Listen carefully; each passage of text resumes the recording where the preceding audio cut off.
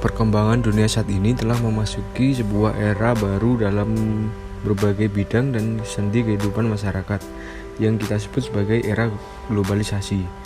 Pada era ini, masyarakat semakin mudah dalam mendapatkan informasi yang diinginkan. Salah satu ciri dari era globalisasi ini adalah munculnya istilah perdagangan bebas, di mana masing-masing individu dipermudah dalam hal melakukan hubungan dagang antara satu sama lainnya tanpa adanya batasan atau halangan yang berarti.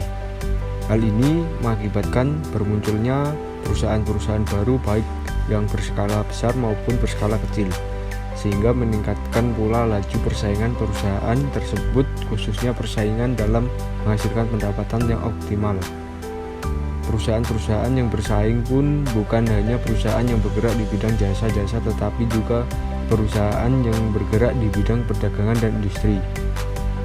Di tengah persaingan ketat antar perusahaan yang berorientasi pada laba yang besar, Indonesia memiliki bentuk usaha yang memiliki ciri khas perekonomian di Indonesia.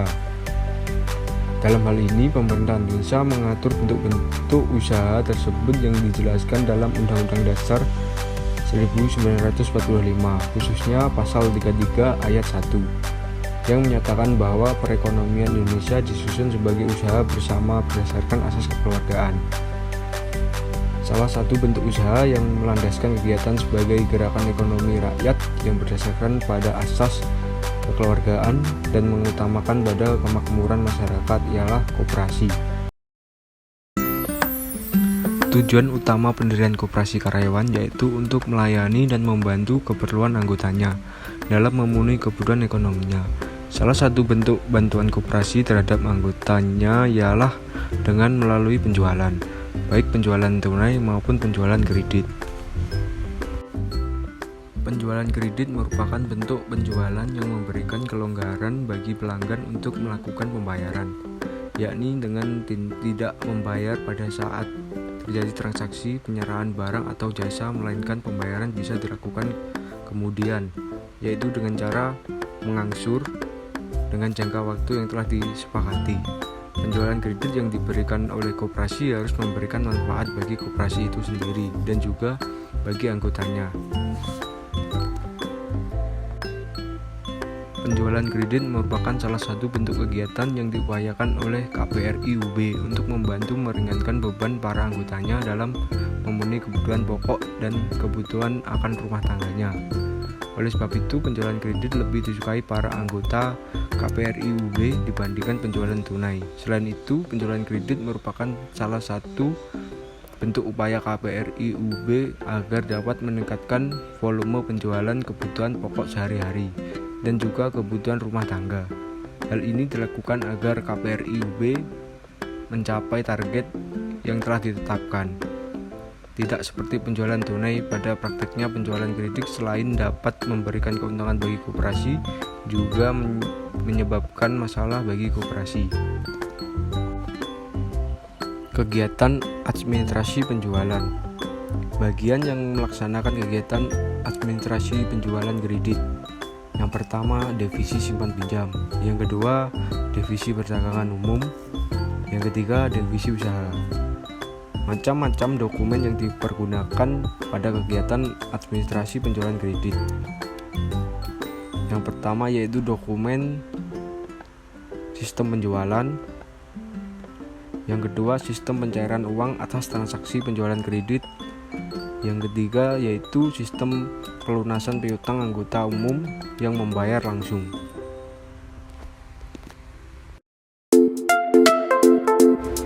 Analisis sistem penjualan kredit. A. Lingkungan pengendalian. Struktur organisasi. KPRI UB telah dilakukan pemisahan fungsi dalam hubungannya dengan proses penjualan kredit. Lalu, tugas dan wewenang dan tanggung jawab diwujudkan secara tertulis dalam uraian tugas atau job description yang ditetapkan oleh organisasi sesuai dengan kedudukan dalam struktur organisasi. Kebijakan yang berhubungan dengan penjualan kredit yaitu kebijakan akuntansi dan kebijakan manajemen. B. Aktivitas pengendalian. Yang pertama, kecukupan atas prosedur penjualan kredit di KPRI UB. Setiap karyawan yang terdaftar sebagai anggota yang dapat melakukan pembelian secara kredit di Toserba KPRI UB dengan maksimal plafon sesuai dengan golongan kepangkatannya. Yang kedua, sistem otorisasi dan pencatatan. Otorisasi penjualan kredit diberikan oleh kasir hanya dengan melihat informasi dari komputer Toserba dengan memasukkan nama anggota. Yang ketiga, penyimpanan dan pemeliharaan file anggota. Penyimpanan dan pemeliharaan file anggota yang melakukan piutang dilakukan oleh bagian simpan pinjam, di mana penyimpanan file anggota di KPRI UB sudah menggunakan sistem terkomputerisasi. File anggota disimpan berdasarkan nama keanggotaannya. Yang keempat, pengendalian hak akses. Yang dapat melakukan hak akses atas data dari anggota yang melakukan piutang hanya operator bagian simpan pinjam saja, dan untuk masuk dalam program, operator unit pinjaman harus memasukkan password terlebih dahulu. C. Penilaian resiko. Dalam sistem penjualan kredit terdapat beberapa kendala pada prosedurnya, antara lain mudahnya KPRI UB memberikan otorisasi dalam penjualan kredit, di mana penjualan kredit akan terus dilakukan selama piutang anggota belum melebihi batas plafon pinjaman.